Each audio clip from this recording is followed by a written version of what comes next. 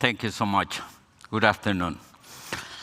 There will be no possibilities to secure land rights for the people and the planet if there is not a strong social contract in our societies and our governments. As it was said by the Master of Ceremony, I come from a country that was able to understand that nature, conservation, and human well-being can work and operate together. Costa Rica was able to double the size of the forest, go 100% renewable energy in the electric sector, at the same time that the economy tripled and the population doubled. And for us to get there was not easy, but it was based on a very strong social contract. A social contract that began in 1821 when we became independent from Spain. We were in a Spanish colony. And the first brave, smart decision my country took was to appoint as the first president a teacher as opposed to a military, which is what normally happened in Latin America in the 1820s. The first, you can look at the history books and you can see that every single country in Latin America appointed a general as the first president. The second big landmark decision taken by my country was to give land to those who were landless. In the 1840s, the commons didn't have rights to own the land. As coffee was introduced in the 1840s, the government gave land to the people and distributed equally to the people. It was the first country in Latin America to recognize ownership of the land and the resources to the commons. Then in the 1830s, we abolished the slavery. In the 1870s, we abolished the death penalty.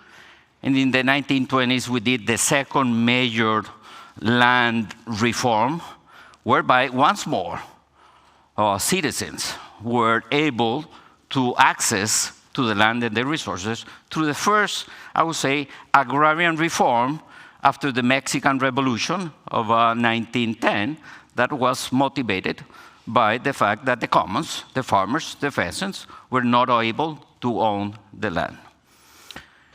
The fourth major decision based on that social contract was in the 1940s. In 1948, Costa Rica abolished the army, created a social care system, created innovative labor laws, created public universities, and created a commitment to allocate 6% of the GDP to education.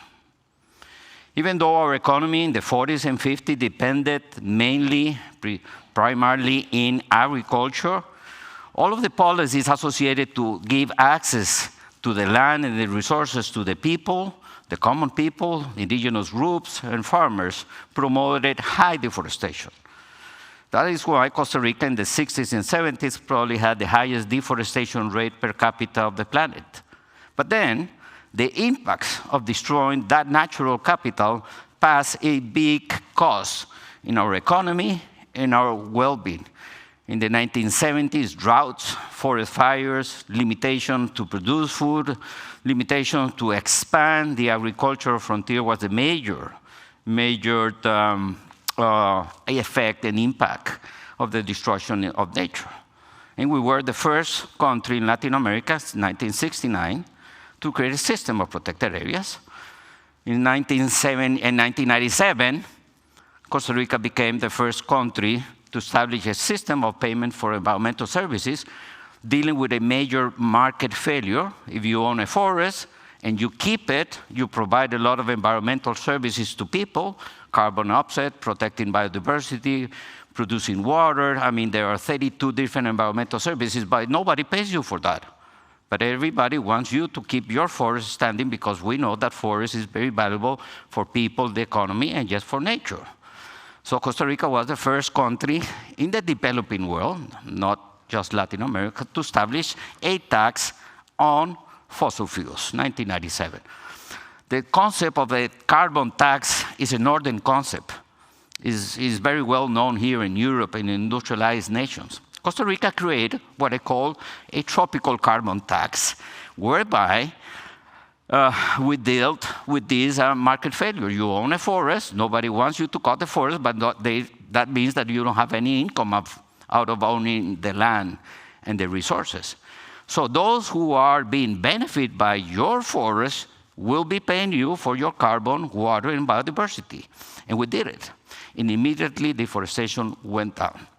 At the same time, we were extremely innovative in creating the right institutions for the environmental solutions. When I was a Minister of Environment in Costa Rica, I was also the Minister of Energy, the Minister of Mining, Water, and the Oceans. I never had a Minister of Energy to fight with on how the country should be developed. I used to be a Minister of Energy, and I went to many meetings of Ministers of Energy in Latin America, and I can tell you that all Ministers of Energy, what they have in their mind is oil and gas. I was the only one who had a different approach and a different idea on how we should do things. Merging environment and energy that happened in 1986 really brought Costa Rica to a new dimension where we achieved, probably a decade ago, 100% renewable in the electric sector. So Costa Rica today is zero emission from land use change, is zero emission from how we produce our electricity, which, by the way, are the two most important sources of carbon emission to the atmosphere. So dealing with the market failure, dealing with the institutional failure, were key on that. But I'm supposed to talk about land rights, not institutional development and policies. This is to tell and to kind of share the fact that no advancement, no progress can be done in giving land and recognizing the rights of the people for the land and resources if you don't build a strong social contract that puts nature in the center of it. Thank you so much.